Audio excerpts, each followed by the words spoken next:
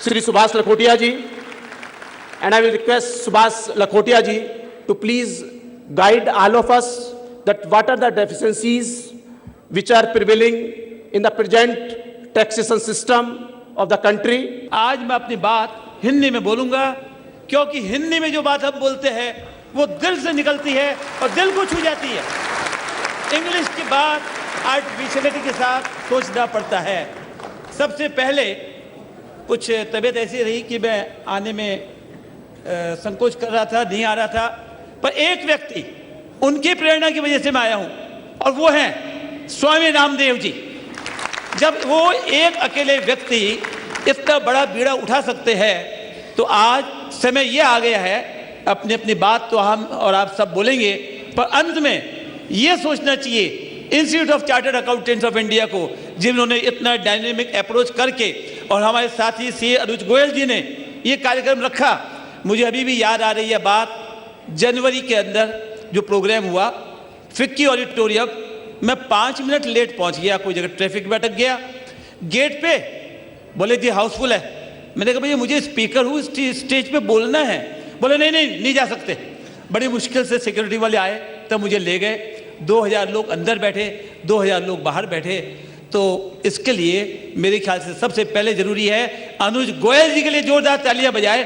Single dynamic person life stage, और ऐसे अगर 100 व्यक्ति उनके जैसे खड़े हो जाएंगे सीए इंस्टीट्यूट के अंदर, तो डेफिनेटली आप चाहेंगे, जो आप चाहेंगे केवल वही होगा, 100% गारंटेड। और दोस्तों, institute of chartered accountants of India इतिहास बताता है इसकी बातें, और आज केवल प्रण एक ही करना है। आप इंस्टीट्यूट ऑफ चार्टर्ड अकाउंटेंट्स के बताते हैं, ऑडिट की बातें बताते हैं, और देश उससे तरक्की करता है, तो क्यों नहीं सीधी सीधी बातें straight to the point focus करें।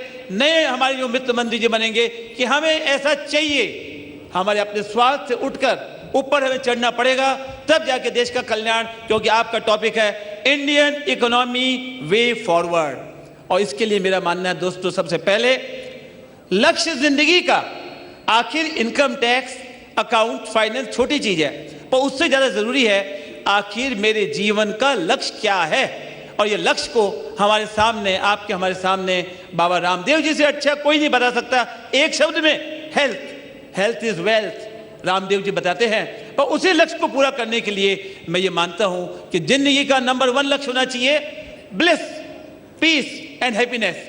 हमें ये देखना है कि हमारे देश की जो इकोनॉमी चल रही है वो कैरी फॉरवर्ड हमको ब्लिस, पीस, हैप्पीनेस में दे रही है। आज तो हमारा नाम आपने लिख दिया वे फॉरवर्ड, पर हम हैं बैकवर्ड में। हाँ, बैकवर्ड की लिस्ट देखो, दुनिया के सबसे रद्दी कंट्रीज जहां पर बिजनेस किया जा सकता है, हमारा नंबर जल्दी से आएगा, नीचे की लिस्ट में आएगा।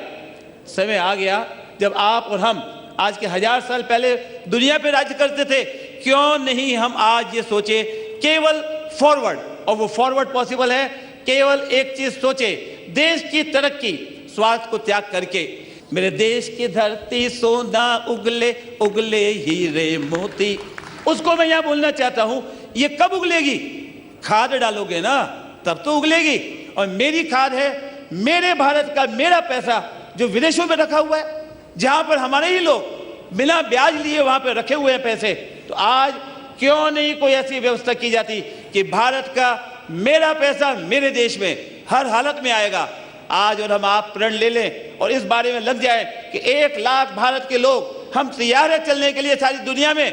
हमारा पैसा हमारे पास, अगर एक ये कर लिया, केवल एक ही काम फुलफिल कर लिया, तो शायद भारत में इनकम टैक्स लगाने की भी जरूरत नहीं पड़ेगी। ये बिल्कुल सत्य है, पॉसिबल है, 100%।